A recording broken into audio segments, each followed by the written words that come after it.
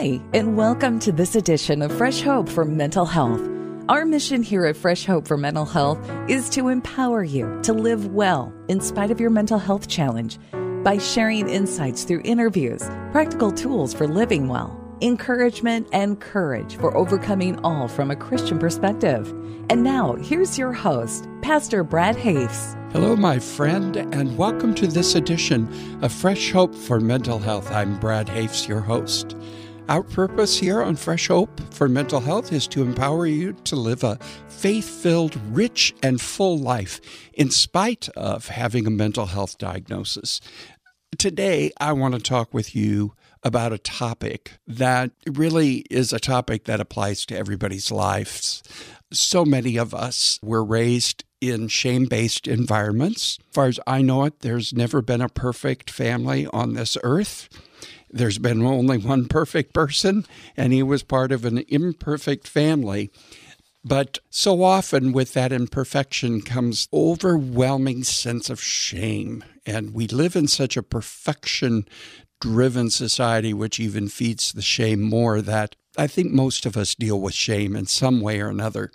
Hopefully, this will help you to deal with it in less of a toxic way, if you will, to identify the core issues between being shame-based and grace-based. A couple of years ago, I read a book by a doctor called The Soul of Shame. And let me tell you, it was profound. It had a profound impact on my life, because he really talks about original sin and shame and how deep that gets into us and how it's really part of the human condition.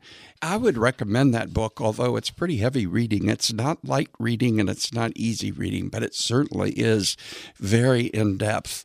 But in the meantime, I'd like to offer this podcast to you today, hopefully helping you identify the differences between a shame-based family and a grace-based family. There's some significant differences. First of all, let me just ask you 4 questions about that will help you identify whether shame is possibly becoming or is an issue in your life. First of all, do you feel unworthy and believe that each time you make a mistake, it's more of a validation of how worthless you are? In other words, every time you make a mistake, it's a validation of the fact you feel as though you're not worth much. Is a validation of the fact that I'm not as gifted, I'm not gifted, or I'm not this, or I'm not that. It's just validation of that. Second question, do you strive to be perfect in the hopes that perfection will make you seem as good as everyone else? You know, perfectionism can really be a horrible thing in one's life. In fact, I've heard that as being one of the greatest ways that people harm themselves is through perfectionism. It's really a thing that hurts us when we believe that if we can be perfect, that will make us more in line with everyone else or as good as everyone else. Thirdly, do you live in fear that others will find out how secretly disorganized, late, careless, or stupid you really are? That you've kind of got to keep this wall, this facade up, or otherwise other people will really find that out. I know I lived that way for many years, and now I just let people know how disorganized I really am and how careless sometimes I am. Anyway, the 4th question is, has your pattern of avoidance dealing with situations after you've messed up led you to lost relationships or money or jobs or even opportunities? The avoidance of really dealing with a situation after you've messed up. Boy, do I have a great example of that. A number of years ago on the staff of our church, we had a custodian. He was a great guy and very capable. And we asked him to refinish or clean and refinish our floors in our fellowship hall. And they're difficult. It's kind of an old school thing. And in the process, he was taking the wax off of the floor and it splattered up on the floorboards. It wasn't a big deal, but we talked with him about it, etc. And that night, he left. We expected to see him again the next morning, and he never came back. He never called us. He never came back. He never even came back to get his tools. Finally, we called him and said, hey, what's going on? Oh, I can't do it. I messed up. And he never did come back to even get his tools or his last paycheck. You talk about a pattern of avoiding situations in which you've messed up. Oh, my goodness. I felt such pain for him. Now, you talk about shame. That is certainly a situation where somebody's feeling a lot of shame. So how about you with these 4 questions, Do you feel unworthy each time you mess up, believing that validates, once again, how worthless you are? And secondly, do you strive to be perfect in the hopes that your perfection will make you seem as good as everyone else? Do you live in fear that others will find out how secretly disorganized, late, and careless or stupid you really are? And has a pattern of avoidance dealing with situations after you've messed up led to loss of money, jobs, opportunities, and relationships? They say that if you answer yes to at least 2 of these questions, then shame is a dominant factor in your life. And you may not even be consciously aware of how strongly your feelings of inadequacy influence your behavior.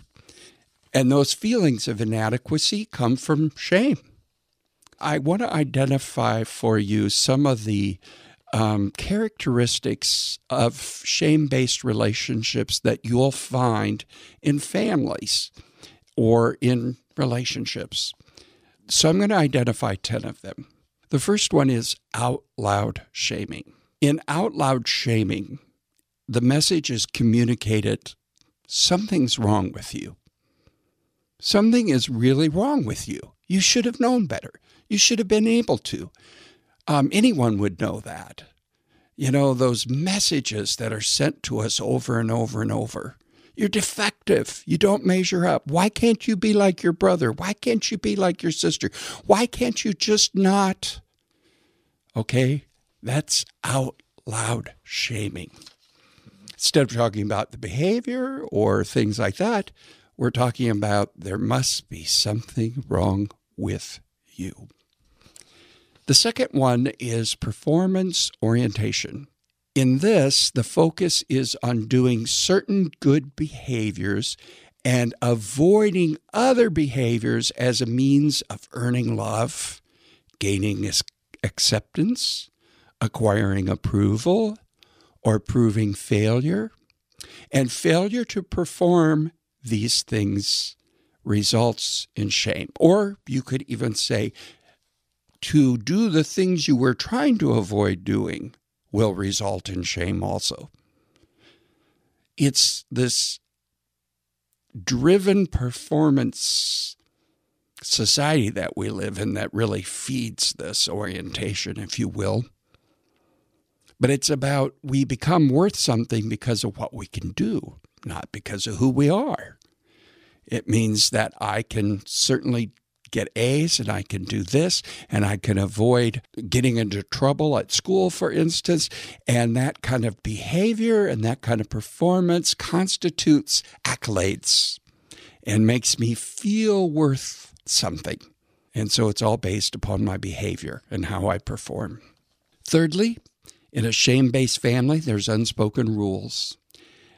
Behavior is governed by rules or standards that are seldom, if ever, spoken out loud.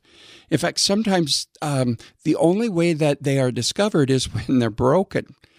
There is a I can't talk about it rule in effect, which means no one is supposed to notice or mention problems. And if you speak about the problem, you become the problem. This forces people to keep quiet. And there's also a can't win rule in effect. For instance, children are taught never to lie. They are also told to never tell grandma that her meatloaf tastes bad. Do you see the dilemma? No matter how hard you try to keep these contradictory rules, you always fail to perform, and failure to perform them results in shame. And these rules tend to govern future relationships unless they are realized and broken on purpose. Number 4, communicating through coding. Talking about feelings or needs directly leaves you feeling ashamed for being so selfish. For instance, if you say, I really need this from you, or I'm feeling as though I should receive this, or I need to have this. Talking about that makes you feel selfish. Talking about problems breaks the can't talk rule and gets you shamed for becoming the problem. Therefore, family members learn to say things in code, always trying to figure out what the real meaning of what's being said is. Or they send messages to each other indirectly through a third party, another person. This really shows up in a lot of relationships, doesn't it? Where you say something and the other person is still digging for what is it that you really mean by what? What are you really trying to say? And sometimes you're just trying to say what you said. And that's evidence of somebody really dealing with coding that went on in their family of origin or in many of their present relationships, possibly even, where it's coding is used in a shame-based family. So number 5 in these characteristics of shame-based families is idolatry. With idolatry, family members are taught to turn to things and people rather than on God's acceptance as their measure of value and identity. In other words, if mom and dad think I'm good, then I'm good. If this teacher thinks I'm good, then I'm good. Instead of being okay with who you are in Christ and holding that as the measure of your worth. And so the measuring stick instead becomes how things look, what people think. It becomes based upon my religious behavior and acquiring possessions. Look good, then I am good. So in other words, I get my acceptance and building up of my self-worth not based upon who Christ says I am, or his love for me. It's based on outward performance again. Number 6 in the characteristics of shame-based families is putting kids through a hard time. Unfortunately, this happens in far too many families. And kids end up involved in the messy and imperfect process of finding out about life. But the family cares more about how things look and what people think. Or just being a kid becomes a shaming thing. In other words, children must learn to act like miniature adults in order to avoid shame. This is when a parent says, well, shame on you. You should have known. Or why didn't you know that? You should have known that at this age, or blah, blah, blah. Or you should have known better. Oh, my goodness. And we expect that of children. Well, children are children. For instance, a 3-year-old's going to be selfish. That's just the way it is. And they learn. But that doesn't mean we need to shame them, for instance. 7 in these characteristics of shame-based families is that there's always a preoccupation with fault and blame. See, since there is such a focus on performance in a shame-based family, lack of performance must be tracked down and eradicated. Fault and blame are the order of the day, and the purpose of the question is, who's responsible for this? Who did this? Who is the one to blame? That way, the culprit who did it can be shamed, humiliated, and made to feel so bad that they won't ever do that behavior again. It's a form of manipulation. That is, when you have a preoccupation with shame and blame. So number 8 on this list of shame-based relationships the characteristics of shame-based families. Number 8 is strong on head skills. In other words, family members become experts at defending themselves. Well, who wouldn't when you're getting blamed? When number 7 is blame, of course, you're going to become an expert at defending yourself. Have you ever done this where you just shared something with somebody? It wasn't even about them, and they become so defensive, or maybe somebody says something to you and you become so defensive. Well, it's a sign of this skill that's learned in shame-based families, and that is that the family members become experts in defending themselves. Blaming, rationalizing, minimizing, and denial are just some of the ways that people try to push away the shame message. But they're trying to. In other words, you blame somebody else, or you say, well, if you would have never done this, then I wouldn't have. Or I did this because. I'll never forget when I told somebody I was really sorry for something I had done, and what I had done was very hurtful. And I told my friend, I'm so sorry, but if you understood why, well, then I really wasn't owning it. I was rationalizing it. And then, minimizing it. Oh, you have to get over that. Oh, this or that. And so you become so strong on head skills. Number 9, the 9th characteristic of a shame-based family is you become weak on heart skills. You can't feel is a rule or a government with a governing system within a shame-based family. Feelings are wrong, selfish or unnecessary. People in shame-based families don't know how they feel or what they feel or why they feel it, and they don't even know how to respond to their feelings.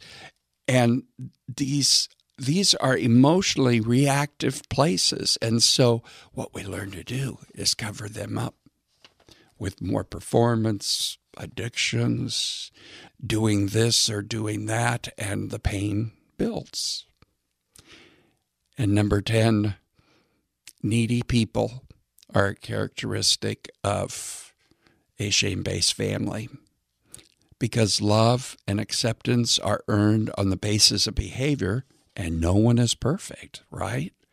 But never received apart from performance. So let me read that again.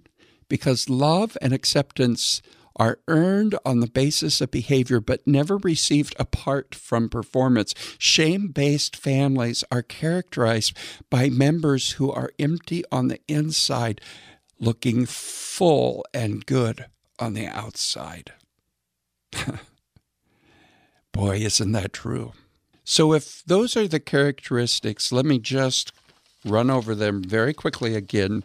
Out loud shaming, performance orientation, unspoken rules, communicating through coding, idolatry, putting kids through a hard time, preoccupation with fault and blame, strong on head skills, weak on heart skills, needy people. If those 10 things are the characteristics of a shame-based family, then what do 10 characteristics of a shame-based family look like? Well, in a shame or in a grace-filled family, here's some of these characteristics. First of all, number 1, there's out loud affirming versus out loud shaming. In other words, in grace-filled families, members are told they are loved and acceptable, capable, valuable, and supported out loud. In other words, it's not based upon what you do, it's who you are. And because of who you are acceptable, and I love you for who you are. Phrases like, I love you, you are capable, I'm here for you when you need me, I'm glad God put you into our family, I'm glad you're a boy, or I'm glad you're my girl, I feel good when I'm with you. All those, when using a person's name and speaking to them, are just some of the out loud ways to affirm people, and especially when they're your children. Number 2, grace-filled families are people-oriented versus performance-oriented. And we all need an environment where we feel like our needs are being met because, see, those of us who grew up in a shame-based family think we don't deserve to have our needs met. But the truth is, we all do. And because of who we are and not because of what we do. So in grace-filled families, love and acceptance does not fluctuate depending on how people act. People are affirmed for being who they are. In shame-based families, behavior is the most important thing. Who you are comes in last. And it's the opposite when it's people-oriented. It's who you are comes first. Thirdly, another characteristic of a grace-filled family is that there are out loud rules and expectations versus unspoken rules. In other words, in a grace-filled family, rules are there to serve people. People are not there to serve the rules. In order for rules to serve the family most effectively, everyone needs to know what the rules are and what the consequences are when they're broken. That's all. Interesting, isn't it? Number 4, in grace-filled families, communication is clear and straight versus coding, versus hidden meanings. So communication is clear and straight, and it's always straight with the person that you need to communicate it with. So coding, see, friends, isn't helpful with anyone or for anyone. And certainly triangulating, in other words, sending the message through someone else, is really unhelpful. There's a lot of that goes on in churches where people will say, Pastor, so-and-so, or they don't say who it is. They say, Pastor, a lot of people. Well, that is just straight out coding, and it comes from shame-based, and the pastor's not performing properly, or et cetera. And you find that in a lot of workplaces. You find that in a lot of places where people just don't want to deal with things straight on. But communication is clear and straight when a relationship is grace-oriented, when the environment is grace-oriented, whether it's a church, whether it's a family, or a workplace. In a family, children are great observers, but terrible interpreters. So people receiving your message should not have to decode them or interpret them. When you want to send a message, decode it first yourself and then send it straight. Don't triangulate. Do not get in the middle of other people's relationships and run messages for them. And in a grace-filled environment, you just go straight to the person that you have the issue with. And it makes a huge difference. Now, in a grace-filled family, this is the 5th one, God is the source. He is our need meter, our vindicator, our defender. We don't have to defend ourselves. We don't have to look up to anyone else for that. We don't have to be built up by somebody else. What other people think of us is not the most important thing. The one who has the last word on our value and acceptance, he's the one that matters. We are not valuable and acceptable because of how much money we make, the clothes we wear, the church we attend, because we've been faithful in our giving, or we look like everything's good, etc., etc. But we're good because God loves us. In a grace-filled family, children are enjoyed versus given a hard time for not knowing things that, quote unquote, they should know. In grace-filled families, it's okay to be a kid, and you're going to act like a kid. You're not going to know everything. And at certain ages, you're just not going to know things, and people aren't going to tell you you should have known or you should know better. Normal, healthy kids are messy about the business of growing up. It's just part of the way it works. Number 7, responsibility and accountability are part of a grace-filled family versus fault and blame. So fault and blame are used in the shame-based family to punish children for their lack of performance and to get them to perform correctly. And it becomes tools in the process of trying to control the behavior of others, where in a grace-filled family, people just take responsibility and they are held accountable, but they are not blamed or shamed in the process. The 8th characteristic in a grace-filled family are that head issues are used for learning versus head issues used for defending themselves. In grace-filled families, thinking is the purpose of learning. In shame-based families, it is used to defend, to blame, to make excuses, and to get out of being responsible. In shame-based families, the question, why did you do that, is a trap. There is no answer that's acceptable. And whatever you say will be analyzed and criticized. But in a grace-filled family, people are pre-approved. And the question, why did you do that, is simply an inquiry to understand the reason why something was done, why someone thought what they thought, why they did what they did. Ninth characteristic of a grace-filled family are that feelings are valid and useful versus weak on heart skills. Remember, a shame-based family is weak on heart skills, whereas a grace-filled family says feelings are valid and useful. In other words, feelings are not right or wrong. They simply exist. They are. Now, feelings could be based upon wrong assumptions, or they could be based upon a lie. They're not right or wrong as feelings.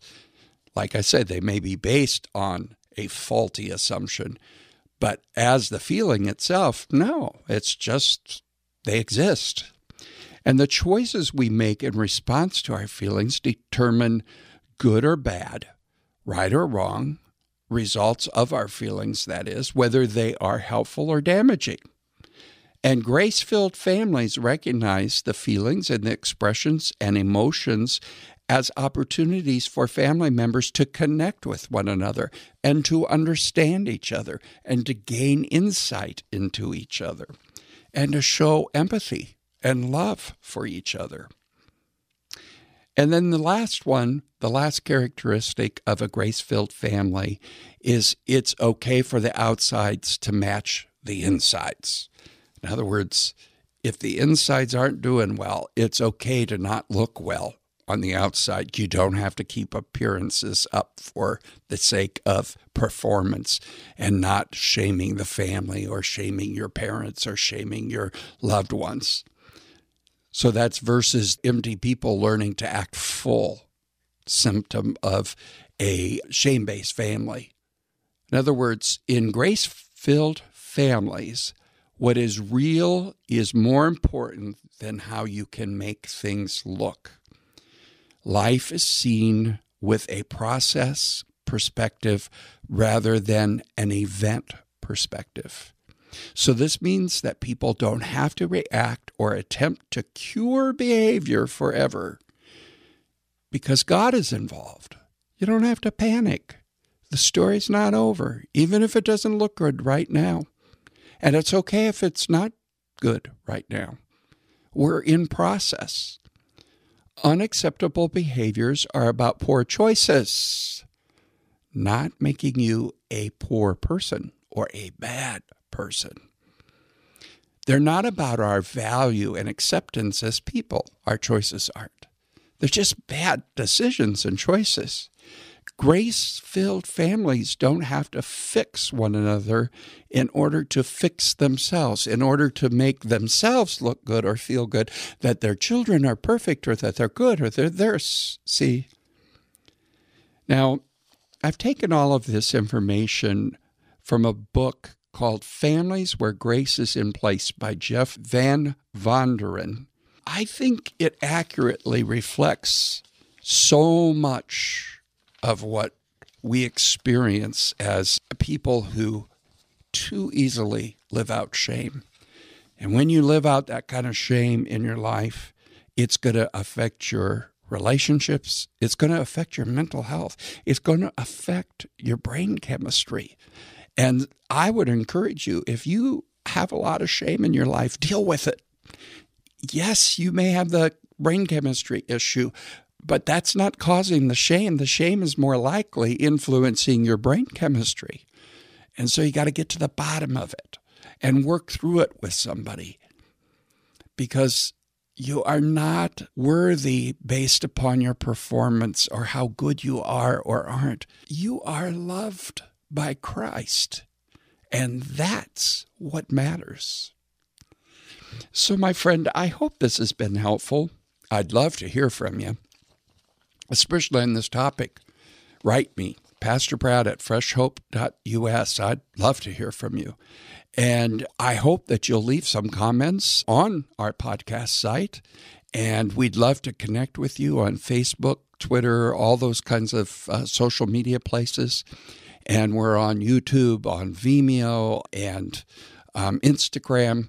We'd love to hear from you, and we'd love to connect with you. And especially if you're listening on iTunes, through the iTunes app, would you please leave an honest, heartfelt evaluation or comments on today's program or any program that you listen to? It just helps others find us in the iTunes listings. Now, maybe you have a lot of shame-based thinking. Certainly, seeing a therapist is going to help. Also, attending a healthy support group such as a Fresh Hope mental health support group might be very good for you.